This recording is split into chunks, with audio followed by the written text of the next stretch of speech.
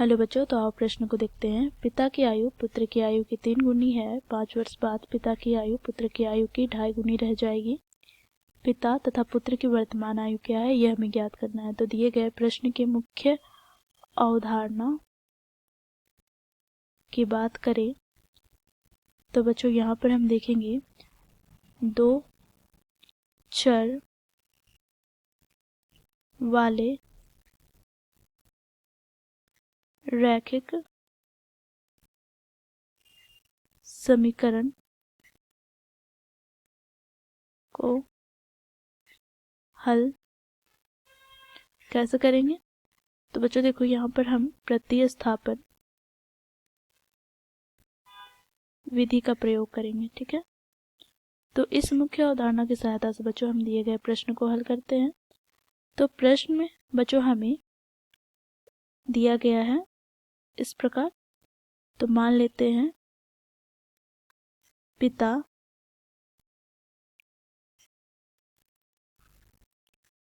की वर्तमान आयु बराबर x वर्ष तथा पुत्र की वर्तमान आयु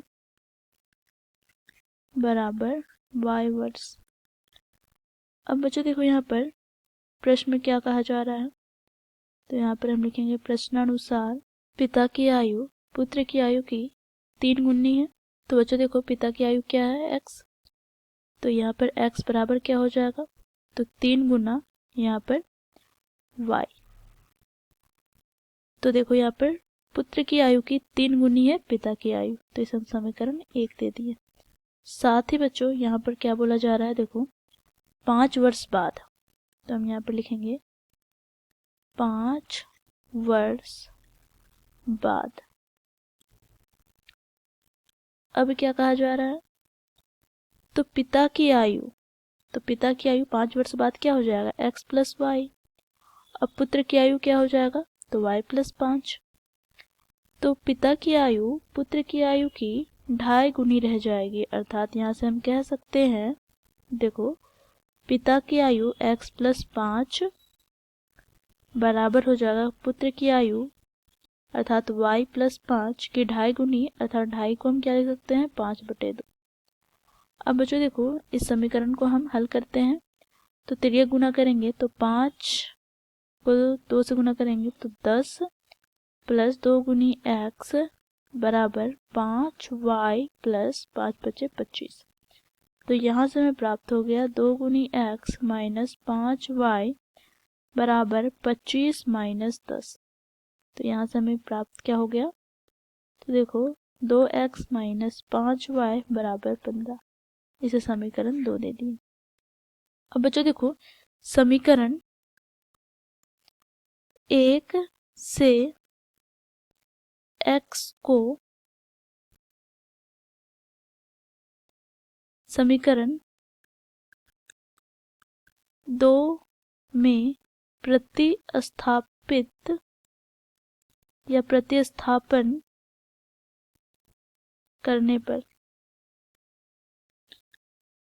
तो बच्चों देखो समीकरण 1 से हम लोगों ने x का मान क्या ज्ञात किया है, तो देखो 3y।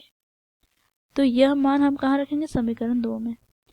तो 2 गुनी क्या हो जाएगा, 3y माइनस 5y बराबर 15। तो बच्चों देखो 3 दूनी 6y माइनस 5y बराबर 15। तो 6 में 5 घटाएंगे तो y बराबर हमें प्राप्त हो जाएगा 15 के। तो y का मान हमें 15 प्राप्त हो गया। अब जो हमें x का मान ज्ञात करना है, तो समीकरण 1 में y का मान रखने पर, तो समीकरण 1 में क्या है, तो x बराबर 3 गुनी y। तो यहाँ से बच्चों हमें x का मान प्राप्त क्या हो जाएगा, तो 3 गुनी 15 अर्थात 15 × 45। ठीक है, तो हम यहाँ पे लिखेंगे अतः पिता की वर्तमान आयु